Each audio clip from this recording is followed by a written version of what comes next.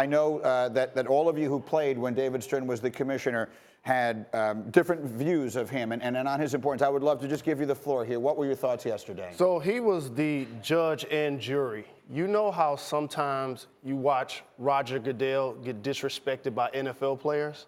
It was the exact opposite with David Stern. He seemed to work in concert with the players in order to grow the game. It wasn't a separation between church and state. And what I mean by that is, of course, he's employed by the owners, and he has to carry out their way.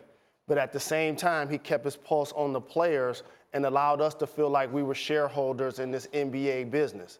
And continue to promote the players is something that not only helped grow the game, but grow the popularity of the players. Look at the Forbes list. Look at social media. Look at the commercials.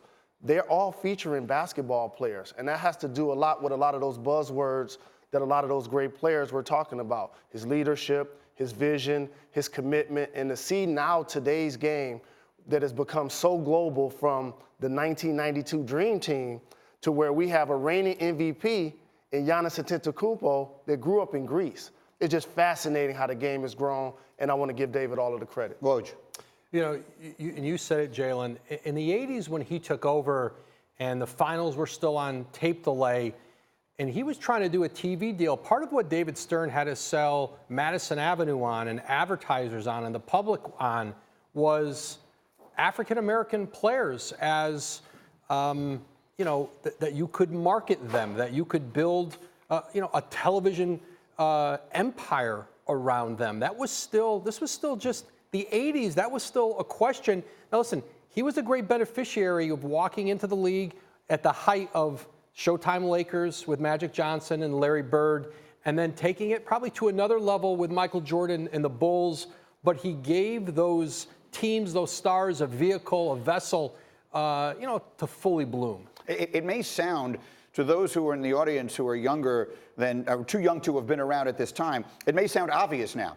But the notion at the time that David Stern took over the league that you would build everything around marketing your star players was not so obvious then. It was not previously done. That you could count on your hands, on your fingers of your hands, the number of players who had major marketing deals in the 70s across the entire spectrum of sports. And David Stern walked in and literally changed everything, not just in basketball, but I think in all sports and other areas of entertainment. And Woj touched on it. It was also a sea change in our country, because we are a country that has overcome slavery and segregation and Jim Crow laws, and then the NBA was infested with drugs for a while in the 80s. So he had to clean all of that up and prove that it was a marketable league.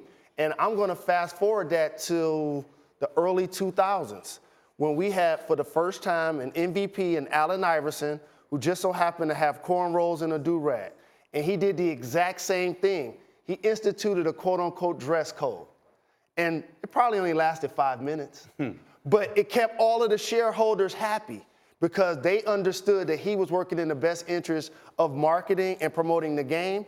But the players also knew that it wasn't going to be strict and it wasn't going to be enforced, and it wasn't. Because he was on the player's side. At the end of the day, he believed he was building the business around these players, around the star players and all players, and that they were on the same side, that he and they were not adversaries, but they were actually partners in trying to achieve the same goal. Absolutely. And that's where I want to make sure I credit his leadership, because that's a tough juggle to keep 30 owners happy. By the way, it was 23 teams when he got in there, right. And then it ended up being 30. That's a tough juggle. But what changed for him was as the makeup of the owners changed, and it went from guys who bought teams for a couple $1 million, $5 million, and it grew exponentially. They allowed David Stern to run the league the way he wanted because he had made them richer than they had ever imagined owning an NBA team, more famous. But when the I think when the composition of the owners started to change, you know, the Mark Cubans, the hedge fund guys coming in the league, they ran it. They wanted more input. They wanted their voices heard. And David Stern had a lot more trouble with that. Adam Silver is a much better commissioner for this generation of owners. Well, David Stern was an older person by the time all that took place. I want to show one other thing. And this, Jalen, is a moment I'm sure you remember well. Take us through this moment when David Stern announced that you were going to play in the NBA. Straight to the dentist, straight to the dermatologist, right after that handshake. I was forever grateful for that moment, and he used to always joke with me / be serious with me about me ruining everybody's dress code in the draft years after. He always would not let me live that down. He was a remarkable person, and it is impossible to overstate the significance of his tenure as the commissioner of the NBA. Thanks for watching ESPN on YouTube. For more sports, highlights, and analysis, be sure to download the ESPN app. And for live streaming sports and premium content, subscribe to ESPN Plus right now.